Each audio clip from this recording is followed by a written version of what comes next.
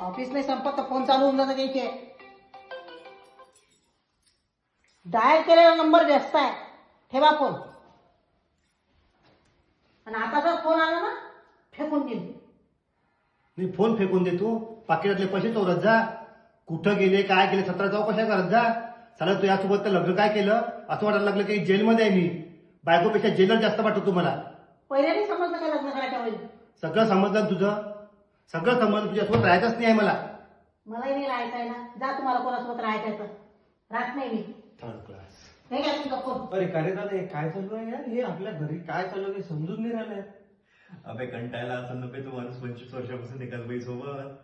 मी पाय माझ्याकडे पोटी 6 महिन्याच्या वर नाही टिकत. सिम कार्ड सारखी बदलून टाकतो.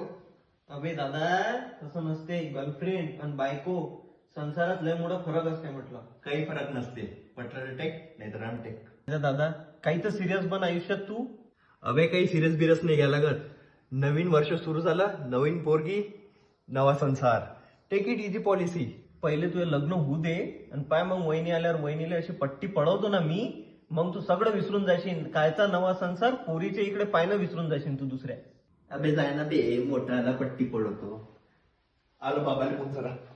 अरे थांब जा, मी आईला पाहून येतो. आई आई तुझं डोकं सगळं त्या भूषणमुळे पागल झालेलं आहे.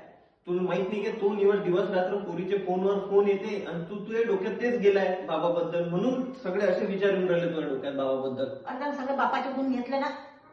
उठला सुटला का फोन, उठला सुटला का फोनवर.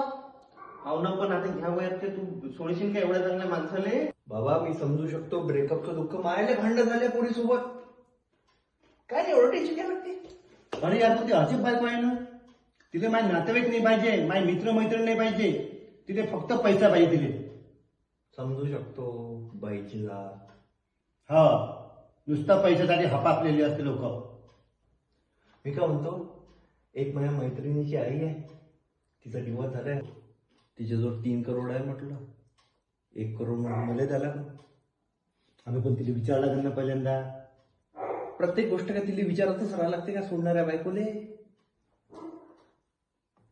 थांबा मी विचारून येतो द्यायला काय झालं तो.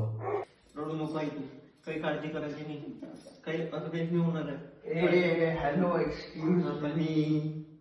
तुमचं झालं असं तर मी बाबांसाठी नाही काकू पाहिजे, झेंडू